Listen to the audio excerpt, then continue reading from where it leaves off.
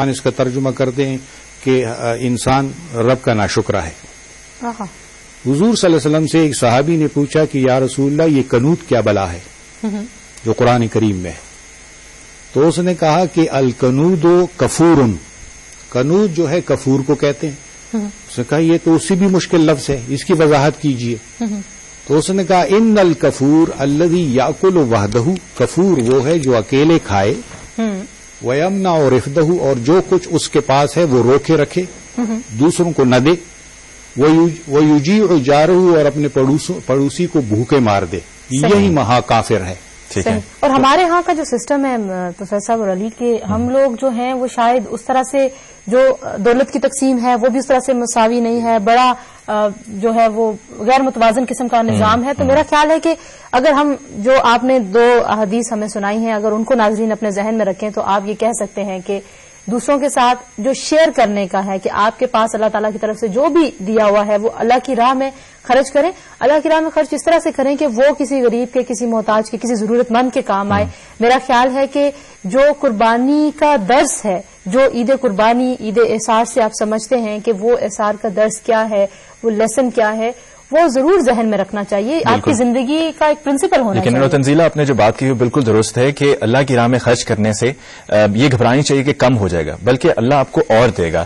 جمیل کلندر صاحب بہت خوبصورتی سے آپ نے مختلف مذہبی مثالوں کی روشنی میں آپ نے واضح کیا کہ کس صورتحال میں ہمیں کیا کرنا چاہیے اور ہمارا مذہب کیا کہتا ہے. وہی سوال جو میں نے آپ سے کیا تھا کہ ہم کبھی کبھار دنیا کی جھمیلوں میں اور مصروفیات میں ایسا ہم بہ جاتے ہیں، اس میں ایسا ہم اس لائن پہ چل پڑتے ہیں، اس ٹریک پہ چل پڑتے ہیں جو کہ ہمارے مذہب سے ہٹ کے ہوتا ہے، نفسی کا عالم ہے. اور میرا خیال ہے کچھ مادہ پرستی بھی ہے. تو کیا آپ کو لگتا ہے کہ ہم مذہب سے خدا نخواستہ دور ہیں، اس وجہ سے ہم شاید ان بہکاووں میں آ جاتے ہیں اور جو کچھ ہمیں کہا جا رہا ہوتا ہے وہ دنیاوی ہوتا ہے اور ہم اس پہ بس لگ جاتے ہیں؟ اچھا سوال ہے، اور یہ یقیناً جو ہے آپ نے بہت بہت شکریہ کہ آپ نے بتایا کہ میں نے مختلف کانسیپٹ کو کور کیا. نہ صرف ہم مذہب سے دور ہیں بلکہ عقل سے بھی دور ہیں، نقل سے بھی دور ہیں، منطق سے بھی دور، منطق سے بھی دور ہے، منطق سے دور ہے، بہت حساس معاملہ ہے. چیزوں عرف سے بھی دور ہے. عرف جو ہمارا کلچرل عرف ہے، 3-4 عین ہیں، علم، عقل، عشق اور عرف. یہ چاروں سے ہم دور ہیں. عشق سے بھی دور ہے، عشق حقیقی، عشق حقیقی سے بھی دور ہے، علم سے بھی دور ہے اور عرف سے بھی دور ہے. شکریہ، بہت جلدی آپ نے وضاحت کی.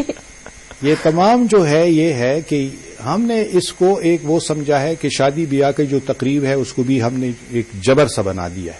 ہر چیز جبر ہے، ایک سوشل پریشر بن گیا، ایک social community Pearl Intercontinental یا یہ تمام اس میں شادی بیاہ کی تقریبیں پہلے گھروں میں ہوتی تھی. اچھی شادی وہ ہے جو بڑے سے بڑے ہوٹل میں ہو جس میں لاکھوں میں خرچہ ہو، وہ خرچہ ہو جائے. ایک دفعہ جو ہے ایک انگلینڈ سے کوئی جوڑا آیا، وہ بھی شادی میں انوائٹڈ تھے، تو وہ کسی ہوٹل میں وہ شادی بیاہ کی تقریب دے رہے تھے. کہتے کہ ہمارے یہ جو بیکنگم پیلس ہے اس میں جو رائل فیملی ہے اس کی شادی کی تقریب سے بھی یہ بڑھ کر ہے، یہ تو اس رائل فیملی کی وہ ہے.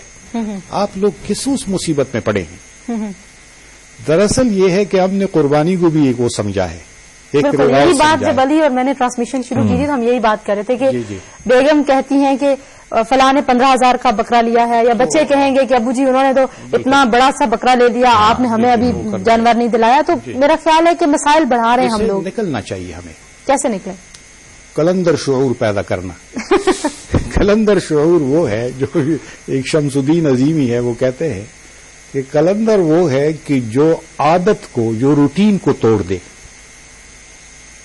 جو شخص روٹین کو نہیں توڑ سکتا وہ ٹائم پر سوار نہیں ہو سکتا، وہ بہادری کا کام، ٹائم مینیج بھی نہیں کر سکتا. بالکل.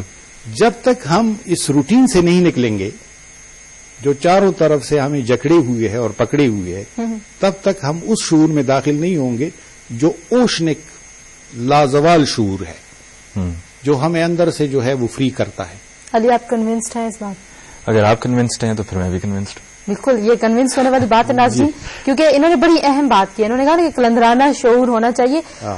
جب ہم بات کرتے ہیں نا ٹیبوز کے توڑنے کی، تو اس کے لیے بڑی مورل کریج چاہیے ہوتی ہے. آپ کو اتنا زیادہ بہادر ہونا پڑتا ہے کہ آپ کہیں کہ یہ سارے لوگ اگر شاید اس کو کبھی کبھی باغی بھی کہا جاتا ہے. ہمارے سلیبس میں مجھے یاد ہے ایک پوئم تھی کہ جس میں کہتے ہیں کہ وہ جو ایک باغی ہوتا ہے وہ ہمیشہ جب سارے پلس کی بات کرتے ہیں وہ مائنس کی بات کرتا ہے. لیکن اگر آپ اپنی ذات میں کنونس ہیں تو علی میرا خیال ہے کہ تبدیلی لائی جا سکتی ہے. کہیں نہ کہیں سے تو آغاز ہونا ہوتا ہے. کنونس ہونے کے ساتھ ساتھ ول پاور کا ہونا بھی بہت ضروری ہے, کیونکہ اگر ہم فرض کیجیے مورل کریج ہونا چاہیے, کیریکٹر بلڈنگ ہونی چاہیے کہ اگر ہم کسی ایک سمت میں چل پڑتے ہیں جو کہ صحیح ہے اور ہمیں معلوم ہے ہم کنونس ہو چکے ہیں تو اس پہ پھر چلتے رہنا, یہ نہ ہو کہ بیچ میں ایک دم سے فلا آئے اور وہ آپ کا جو سلسلہ ہے وہ اتنی کنٹینیوشن نہ رہے. ہمارے ہاں ایک اور ایشو اس میں آپ نے ایک بڑی اہم بات کی, علی کہہ رہے کہ کنونس ہو رہے ہیں, یہ بھی اگر میں کنونسڈ ہوں, ویسے میرے سے مشروط کر دیا ہے. تنزیلہ چاہ رہی ہے کہ میں آج کنونس ہو جاؤں, کیونکہ میں پہلے سے کنونسڈ ہوں. یہ تو بڑی خوبصورت ہے, یہ تو واقعی تنزیلہ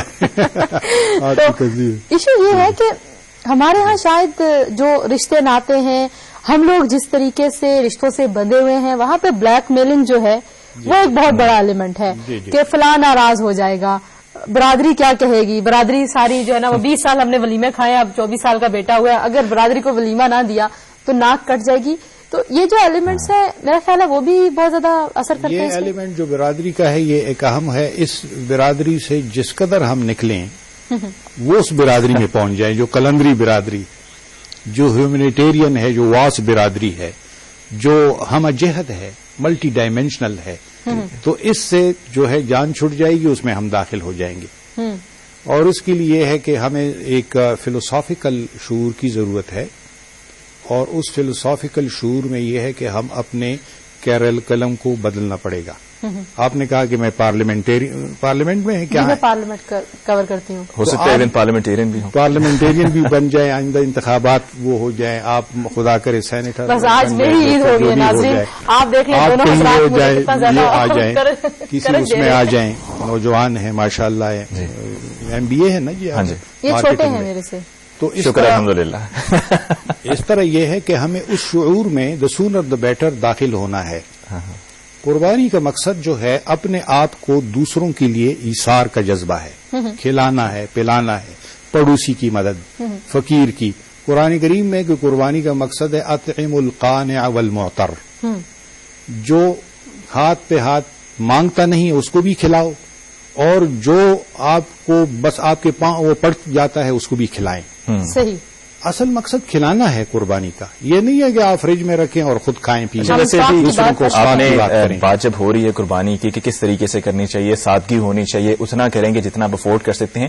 دوسری طرف کچھ لوگ ایسے بھی ہیں جن سے میری ملاقات ہوئی, ان کی سوچ یہ ہے کہ بجائے اس کے کہ آپ کوئی جانور خریدیں قربانی کے لیے, آپ کیوں نہ کسی مدرسے میں یا کسی آرفنیج میں, کسی NGO میں, کسی ایسے مستحق کو جا کے آپ رقم دے دیں جو کہ جن کے پاس اتنے وسائل نہیں ہیں کہ وہ عید کو صحیح طریقے سے گزار سکیں. تو کیا وہ کرنا بھی مناسب ہوگا؟ یہ بھی ایک part, it should be part. لیکن یہ میرے خیال میں خیرات میں جائے گا. ہاں, وہ خیرات میں جائے گا, ویلفیئر کا وہ ہو جائے گا. لیکن جو قربانی کا جو سلسلہ ہے اصل میں مقصد یہ ہے کہ یہ وہ لوگ کہ جو سال بھر گوشت کے لیے ترستے ہیں, اچھا کھانا کھانا, مساکین, اچھے کھانے کے لیے, یہ ان لوگوں کے لیے ایک بینکویٹ ہے پبلک.